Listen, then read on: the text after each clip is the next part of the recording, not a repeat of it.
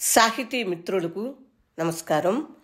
వనజా తాతినేని కథల ఛానల్కు సుస్వాగతం. విభిన్న కథల సమాహారం వనజా తాతినేని. ఈరోజు నేను వినిపించబోతున్న సంస్కృత కథ నానమ్మ గెలుపు. మూల రచన సరోజా ధనపాల్ చౌగులే. అనువాదం డెంగరి నరహరి. ఇప్పుడు కథ వినండి. నానమ్మ గెలుపు. నానమ్మ, ఇవాళ కూడా మా అమ్మ నాన్న రాలేదేం?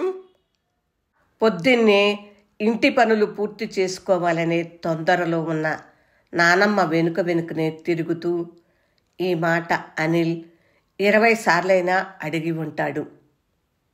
నానమ్మ లక్ష్మికి ఆ మాట వినగానే కాస్త కోపం వచ్చింది. అందుకే అసహనంగా, వస్తారులే, రైలు రావటం లేట్ అయ్యేట్టుంది, మాటి మాటికి ఎందుకు అడుగుతున్నావు? వెళ్ళి బొమ్మలతో ఆడుకోపో, నా పని చెడగొట్టకు అంది. ముఖం చిన్నబుచ్చుకుని అనిల్ తన ఆట వస్తువుల దగ్గరికి వెళ్ళాడు. కానీ వాడి మనసులో విచారం, ఆందోళన మొదలైంది.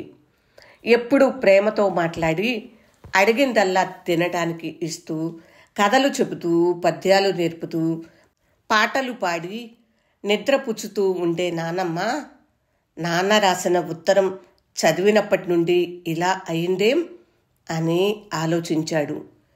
కానీ చిన్నపిల్లవాడైన వాడి ఊహకు కారణం అందలేదు. ఎందుకో నానమ్మ బాధపడుతోంది, మధ్య మధ్యలో ఏడుస్తోంది, అప్పుడప్పుడు మధ్యలో నన్ను కౌగిలించుకుంటోంది. నేను లేకుండా అక్కడ ఎలా ఉంటావు అని బాధపడుతూ అంటోంది. ఓ 50 సార్లైనా నాన్నను తలుచుకుంది. నేను అడిగితే మాత్రం ఏం చెప్పడం లేదు. నేనిక్కడ ఉండను, మా అమ్మ దగ్గరికి బొంబాయికే పోతాను. నన్ను తీసుకుపోవటానికే అమ్మ వాళ్ళు రావాలి. తను వాళ్లతోనే వెళ్ళిపోవాలి. నానమ్మ దగ్గర ఉండడు. పరిపరి విధాలుగా ఆలోచిస్తున్నాడు అనిల్. ఆ ఆలోచనలో బొమ్మలన్నీ చిందరవందరగా పారేశాడు. తల్లిదండ్రులు వస్తారని తెలియగానే ఎలా తయారయ్యాడు వీడు? బ్యాంకులో ఉద్యోగం వచ్చిందని 3 నెలల పసిగుడ్డును వదిలి వెళ్ళింది వీళ్ళమ్మ. తల్లి దగ్గర లేని వీడిని ఎంత జాగ్రత్తగా సాకాల్సి వచ్చిందో ఆ కష్టనష్టాలు తనకే తెలుసు. పేకతో పాలు పట్టించటం, రోగాలు వచ్చినప్పుడు ప్రాణం కంటే ఎక్కువగా చూసుకుని సేవలు చేయటం. ఒకసారైతే తీవ్ర జ్వరంతో బాధపడుతున్న వీణ్ణి ఒళ్ళో పెట్టుకుని తెల్లార్లు జాగారం చేసింది. ఎంత ప్రేమ చూపింది! ముసలితనంలో చిన్నపిల్లల్ని సాకటం కష్టమైన పనే కదా, ఏమన్నా సుఖంగా చేసే పనా? అయినా తన మనుమడు అన్న ఆపేక్షతో ఈ పనులన్నీ చేసిందే. ఈ త్యాగాలకు విలువుందా? ఎప్పుడు నీరు పల్లానికే జారుతుందన్నది నిజం. పైకి ఎత్తుకు ఎలా పారుతుంది నా పిచ్చిగాని? తల్లిదండ్రుల ముందర నానమ్మ విలువ ఎంత? మనసులో తల్లడిల్లుతోంది లక్ష్మి. తనలో తానే గొణుక్కుంది. ఎగసిపడే మనోవేదనను ఆపుకోలేకపోతుంది. ఆ ఆవేదన వేగానికి కాస్త కోపం కూడా వచ్చింది. అందుకే మనుమడని కసురుకుంది. కోపం తీర్చుకోవటానికన్నట్లు కూరగాయలు తరగటంలో దాన్ని ప్రదర్శించసాగింది. దూరం నుండే పాం పాం అని శబ్దం చేస్తూ ఆటో ఆగిన చప్పుడు కాగానే అమ్మ వచ్చింది, నాన్న వచ్చాడు అని బిగ్గరగా అరుస్తూ ద్వారం వైపు పరిగెత్తాడు అనిల్. ఆటో నుండి దిగుతున్న వాళ్ళ అమ్మ దగ్గరకు పరుగున ఉరికాడు. ఆ తల్లి వెంటనే కొడుకునెత్తుకుని నుదుటిపై ముద్దు పెట్టింది. కోతి పిల్లలాగా వాళ్ళ అమ్మకి అతుక్కుపోయాడు అనిల్. పైగా నానా అంటూ కేరింతలతో తండ్రిని చూస్తూ అరుస్తున్నాడు. ఆటో నుండి బరువైన పెట్టెను దించుకుని ఊర్మిళ, రమేష్లు ఇంట్లోకి అడుగుపెట్టారు. అనిల్ అరుపులు వింటూనే లోపలి నుండి నీళ్ల చెంబు తీసుకుని పాతకాలం సంప్రదాయం ప్రకారం వచ్చింది లక్ష్మి. గడపలోకి అడుగు పెడుతున్న కొడుకు కోడల్ని చూసి, అక్కడే ఆగండి, కాళ్ళు కొడుకుని లోపలికి రండి అంటూ నీళ్ల చెంబులోని నీళ్లు కొడుకు కాళ్ల మీద గుమ్మరించింది. అది చూసి అనిల్ తల్లి చంక దిగకుండానే, నానమ్మ, మా నాన్న ఏమన్నా చిన్నపిల్లాడా, కాళ్ల మీద నీళ్లు పోసావు అన్నాడు. కాకపోతే ఏంటిరా, నీకు నాన్న కాటి నాకు కొడుకేనాయే, నాకింకా చిన్నపిల్లవాడే అంది నవ్వుతూ లక్ష్మి. ఊర్మిళ, రమేష్లు కాళ్ళు కడుక్కుని లోపలికి వచ్చి లక్ష్మికి నమస్కరించారు. వాళ్లను ఆశీర్వదించి వంట కార్యక్రమం మొదలెట్టాలని వంటింట్లోకి వెళ్ళింది లక్ష్మి. అమ్మా నాన్న వచ్చిన సంతోషంలో అనిల్కి ఏం చెయ్యాలో ఏం చెయ్యొద్దో తెలియటం లేదు. ఒక్క క్షణం అమ్మ దగ్గర చేరి మాట్లాడటం, మరో క్షణం నాన్న దగ్గర చేరి మాట్లాడటం, ఇలా వాడి అల్లరితో ఇల్లంతా కళకళలాడుతోంది.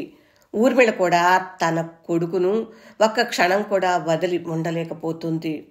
అనిల్ కూడా అమ్మ ఒడిని విడిచి అడుగు ముందుకేయటం లేదు. కొడుకు స్నేహాన్ని అనుభవిస్తూ ఆ తల్లి గట్టిగా కౌగలించుకుని యుగాలు అలాగే గడవాలని ఆలోచిస్తోంది. ధన్ మనే పాత్ర చప్పుడు వంటింట్లో నుండి రావటంతో ఊర్మిళ లేచి గబగబా అటువైపు నడిచింది. వచ్చినప్పటి నుండి తాను కొడుకుతోనే మురిసిపోతుంది.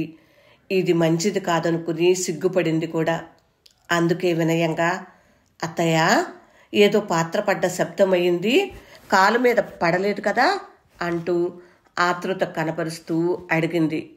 ఆహా, ఏం కాలేదు, ముసలిదాన్నయ్యాను కదా ఇలాగే అంటూ విచారంగా స్నేహపూర్వకంగా కోడలి పరామర్శకు సంతోషించినట్లుగా లక్ష్మి జవాబిచ్చింది. మీరు కూర్చోండి, నేనిప్పుడే కాళ్ళు చేతులు శుభ్రంగా కడుక్కొని వస్తాను, వంట నేనే చేస్తాను అంది ఊర్మిళ. హాయిగా నీ పనులు నీవు చేసుకో, వంట పూర్తిగా వచ్చింది అన్న అత్తగారి మాటలతో ఆ ప్రయత్నం మాని స్నానం చేయటానికి బాత్రూం వైపు వెళ్ళింది ఊర్మిళ. కోడలి మాటలకు మర్యాదకు అలా అంది. కానీ వచ్చినప్పటి నుండి కొడుకునెత్తుకుని పార్వతీదేవిలా కూర్చుంటుంది. పైగా ఇంటి పని తనే చేస్తానని అంటుంది. ఈవిడొచ్చి ఇప్పుడు పని చేస్తుందా? అత్త ఉండనే ఉండే కష్టాలు అనుభవించటానికి. ఇదంతా ఒట్టి పై ప్రదర్శన మాత్రమే. నాకు మా బాగా తెలుసు ఎందుకిలా అంటోందో అని కోపంలో ఏదో ఊహించుకుంటూ తనలో తానే గొణుక్కుంటూ అందరి అత్తల్లాగా ఆలోచిస్తోంది లక్ష్మి.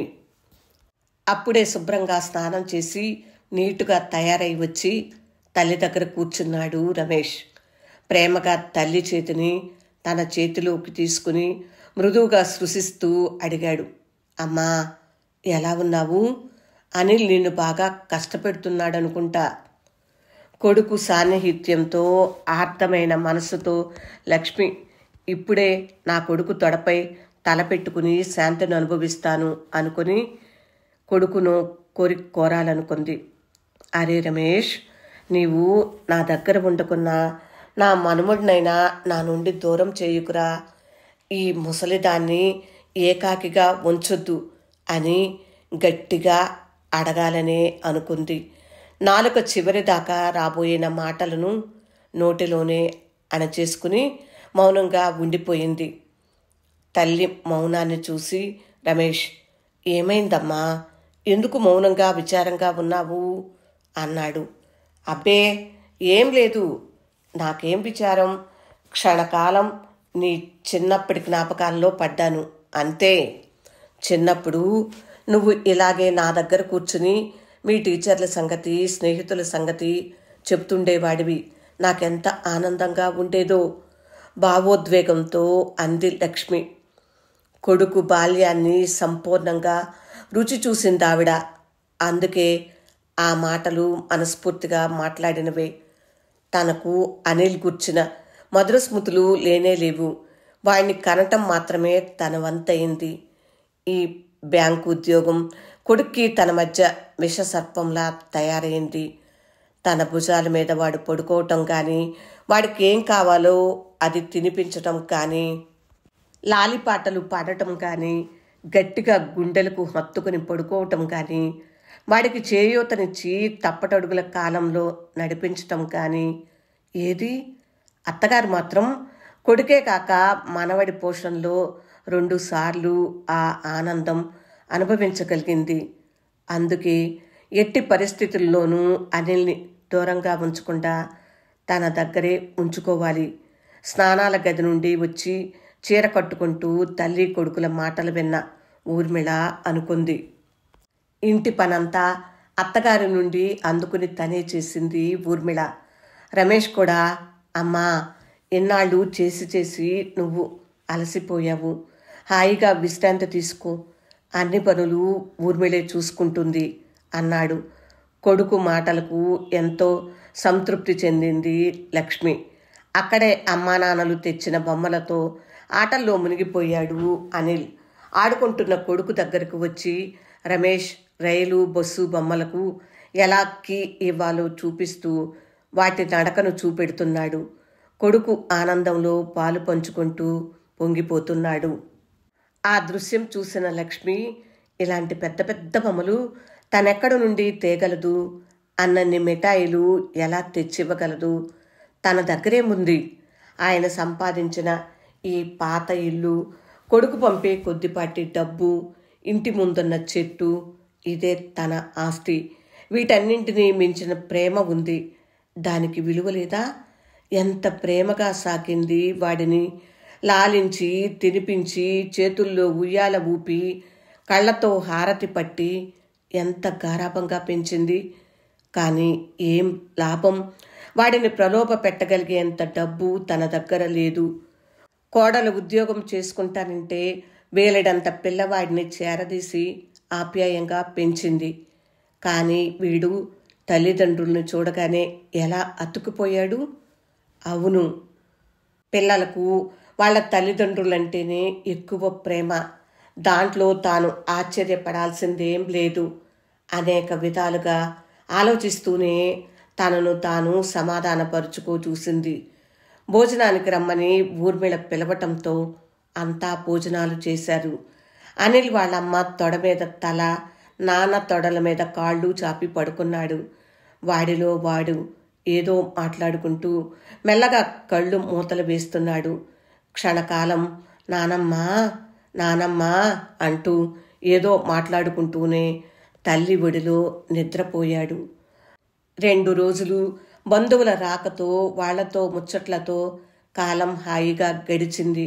మరో 2 రోజులు తాము చేయాల్సిన పూజలు, దైవ కార్యాలు, సత్యనారాయణ వ్రతము మొదలైనవన్నీ పూర్తి చేసుకున్నారు ఊర్మిళ, రమేష్లు.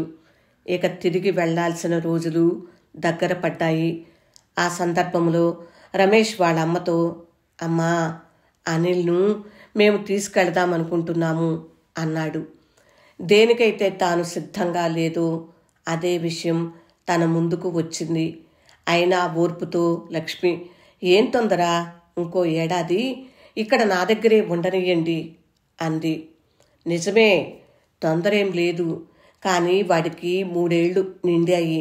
వాడిని మంచి స్కూల్లో చేర్పిద్దామని ఉంది అన్నాడు రమేష్. అయితే ఏం, ఇక్కడ లేదా స్కూల్? అది మంచి స్కూలే, నువ్వు చదువుకోలేదా ఇక్కడ అని మనుమడిని పంపటం ఇష్టం లేదనే ఉద్దేశాన్ని తెలియజేసేట్లుగా అంది. ఆ కాలం వేరు, ఈ కాలం వేరమ్మా. అదృష్టవశాత్తు నేను పెద్ద సిటీలో ఉండగలుగుతున్నాను. మంచి బడిలో చదివించాలనుకుంటున్నాను. మంచి స్కూల్లో చదివి వాడు గొప్పవాడు కావాలని నా కోరిక అని రమేష్ తన దృఢ నిశ్చయాన్ని తెలియజేశాడు. అరే రమేష్, మీరిద్దరూ ఉద్యోగానికి వెళతారు. ఉదయం నుంచి సాయంత్రం దాకా ఆఫీస్ పనిలో తీరిక లేకుండా ఉంటారు. అంతసేపు వీడిని ఎక్కడ ఉంచుతారు? ఆ సమయమంతా వాడేం చేయాలి అని జాలిగా అంది లక్ష్మి. ఏదో ఉపాయం ఆలోచిస్తాం. ఇంట్లో పనివాళ్లున్నారు, గోర్ఖా ఉంటాడు మా దగ్గరే, కేర్ సెంటర్ ఉంది అన్నాడు రమేష్. అది కాదురా, అపరిచితుల మధ్య ఎలా ఉంటాడురా, చిన్నపిల్లవాడు, వాడికి ఇంకా ఏం తెలియదు విచారంగా ధ్వనించిందామె స్వరం. అపరిచితులేంటమ్మా, మేం కూడా అక్కడే ఉంటాం కదా, కాకపోతే కొన్ని గంటలు మాత్రమే. ఇలా దూరంగా ఉంటే వాడు మమ్మల్ని పూర్తిగా మరిచిపోయేటట్టున్నాడు. రాను రాను మా మీద ప్రేమ కూడా లేకుండా పోతుంది వాడి మనసులో. కొంచెం బాధతో భవిష్యత్తును ఊహించుకుంటూ అన్నాడు. ఇదంతా ఎందుకండి? వాడినే అడగండి. అమ్మా నాన్నలతో ఉండకుండా ఉంటాడా? అంది ఊర్మిళ. అత్తగారు తన కొడుకును తనకు ఇవ్వటానికి పెట్టే అభ్యంతరాలకు కొంచెం మనసు నొచ్చుకుంటూ. ఆ మాటలకు అనిల్ అని కొడుకుని పిలిచాడు రమేష్.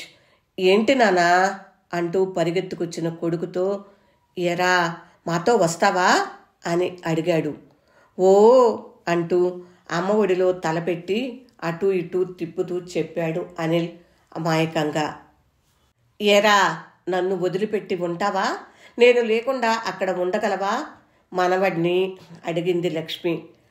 ఆ అమ్మా నాన్న ఉంటారుగా అక్కడ అని తిరిగి అమాయకంగా అన్నాడు అనిల్. అక్కడ చాలామంది ఉంటారు, రద్దీగా ఉంటుంది, బస్సులు కార్లు బాగా తిరుగుతుంటాయి, అంతా అల్లరల్లరిగా ఉంటుంది. బడికెట్లా వెళతావు? బడి అయిపోయాక ఇంట్లో ఒక్కడివే ఎలా ఉంటావు అని అనిల్కి ఆ వాతావరణం భయం కలిగించేలా అడిగింది. అత్తగారి ధోరణి ఊర్మిళకు నచ్చలేదు. ఏమిటివిడ తమతో రమ్మంటే రాదు, ఇక్కడే ఈ ఇంట్లోనే తన జీవితం వెళ్ళాలంటుంది. అక్కడ ఆచార సంప్రదాయాలు నడవవని భయం. ఈ ముసలాళ్లతో ఇదే తంట అని తన మనసులో రుసరుసలాడుకుంది. అనిల్ బడికి అమ్మే నన్ను తీసుకెళ్తుంది అని అమ్మ ముఖం చూస్తూ కదూ అన్నట్లుగా అన్నాడు. రోజూ తీసుకెళ్లాలంటే అమ్మకి కష్టం కదా అంది లక్ష్మి. అయ్యో నాకేం కష్టం, ఏ తల్లైనా కొడుకు పని చేయటం కష్టం అనుకుంటుందా అని వెంటనే అంది ఊర్మిళ. అమ్మా వాణ్ణి మా దగ్గర ఉంచుకోవాలని అనుకున్నాం. ఈ ఉద్యోగాలు చేసేది వాడు మాకెప్పుడు దూరంగా ఉండటానికి కాదుగా. రమేష్ ఖచ్చితంగా పిల్లవాడిని తీసుకుపోతాం అన్నట్టుగా మాట్లాడాడు. మీరు నిర్ణయించుకున్నాక నేనెందుకు అడ్డం వస్తాను? ఇక్కడ ఒక్కదాన్నే ఉంటాను, మీకు కష్టం కలగొద్దనే నా ఉద్దేశం తప్పదన్న విధంగా లక్ష్మి బదులు చెప్పింది. ఇప్పుడు అలాగే అనిపిస్తుంది, ఏం కష్టం అని. వాడికి కాస్తగా అన్నీ అర్థమవుతున్నాయి, చెప్పగలుగుతున్నాడు. కానీ చిన్నతనం నుండి ఇప్పటిదాకా వాణ్ణి పెంచటానికి అన్ని కష్టాలు పడ్డాను. ఇవాళ తల్లి ప్రేమ అంటూ తీసుకెళ్తున్నారు. సరే, ఎంతో గారాబంగా ఇక్కడ పెరిగిన వీడు అక్కడి వాతావరణంలో ఎలా తట్టుకుంటాడో మనుమడు గూర్చి బెంగగా మనసులో అనుకుంది లక్ష్మి. 5 రోజులు గడిచాయి. రమేష్ ఊర్మిళ వెళ్లే రోజు రానే వచ్చింది. అనిల్ తన ఆట వస్తువులన్నీ సర్దుకోవటంలో మునిగిపోయాడు. ఆటో వచ్చేసింది. అందరికంటే ముందే అనిల్ వెళ్ళి ఆటోలో కూర్చున్నాడు. నేను బొంబాయి వెళ్తున్నాను అని మురుస్తూ తన స్నేహితులతో చెప్పాడు కూడా. సూట్ కేసులన్నీ సర్దేశారు ఆటోలో. లక్ష్మికి నమస్కరించి రమేష్ ఊర్మిళ ప్రయాణానికి సిద్ధమయ్యారు. తన కొడుకు గురించి అత్తగారు అప్పటిదాకా పడ్డ శ్రమను తలుచుకోగానే ఊర్మిళకు కళ్ళల్లో నీళ్లు తిరిగాయి. ఆ అత్త కోడళ్ళిద్దరూ పరస్పర అభిమానాలు ప్రేమలు ఉన్నవారే. కానీ అప్పుడప్పుడు మామూలు ఆడవాళ్లలా మారటం తప్పడం లేదు. నమస్కరించిన కొడుకును కోడలను ఆశీర్వదించి మనుమడు తనకు దూరమవుతున్నందుకు మనసులో అనేక విధాలుగా ఆలోచించుకుంటూ ఆందోళన పడసాగింది లక్ష్మి. పైగా కనీసం తనకు చెప్పకుండానే వెళ్ళి ఆటోలో కూర్చున్న మనుమడి మీద కోపం కూడా వచ్చింది. తన ప్రేమను ధిక్కరించినట్లుగా భావించింది. అయినా మనసులోని ప్రేమ పాశం ఆమెని ఆపలేకపోయింది. అరే అనిల్, నానమ్మకు ఒక్క ముద్దిచ్చిపో అంటూ పిలిచింది.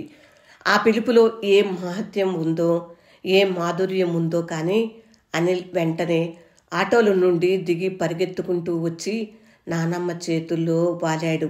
లక్ష్మి వాడిని అలాగే పైకెత్తి గట్టిగా కౌగులించుకుని గబగబా ముద్దులు పెట్టింది.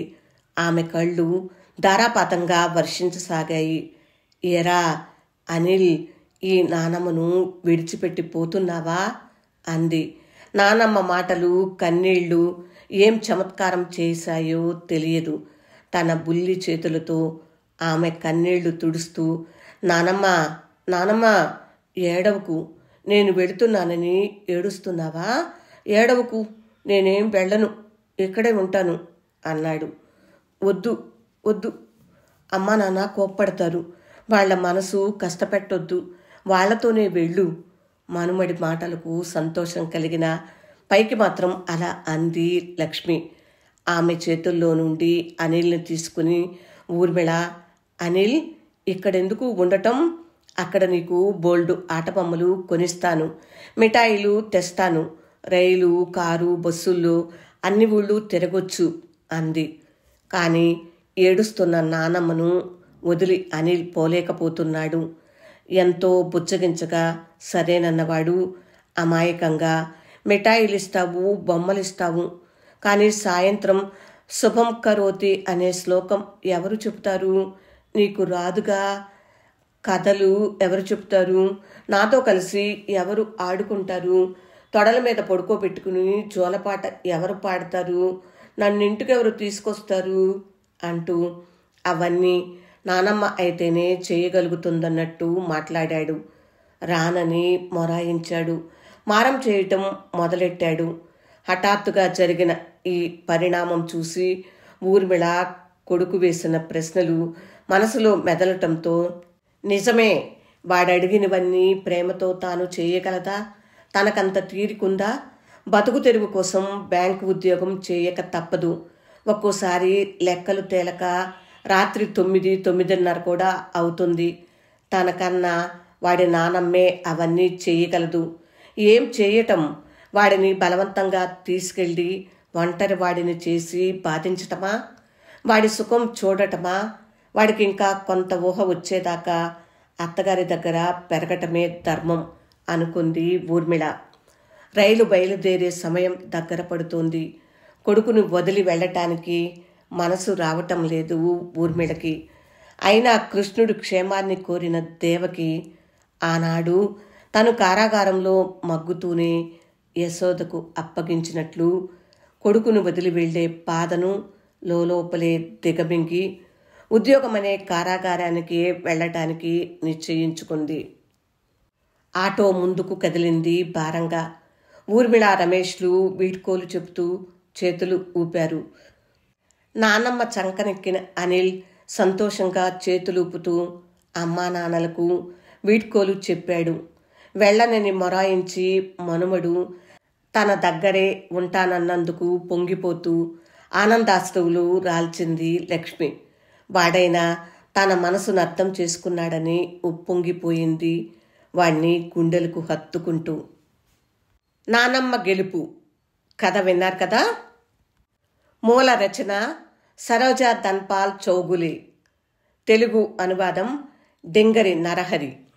ఈ సంస్కృత కథ 2005 అక్టోబర్ విపుల మాసపత్రికలో ప్రచురింపబడింది. ఫ్రెండ్స్, కథ విన్నారు కదా. ఎలా అనిపించింది మీకు? నచ్చిందా? నచ్చినట్లయితే లైక్ చేయండి.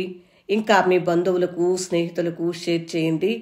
నా ఛానల్ సబ్స్క్రైబ్ చేయనట్లయితే సబ్స్క్రైబ్ చేయండి. ఇలాంటి విభిన్నమైన కథలెన్నో ఈ ఛానల్లో వినిపిస్తూనే ఉన్నాను. తప్పకుండా ఆ కథలు కూడా వింటూ ఉండండి. వింటున్నందుకు హృదయపూర్వక ధన్యవాదములు. విభిన్న కథల సమాహారం వనజ తాతినేని. నమస్తే.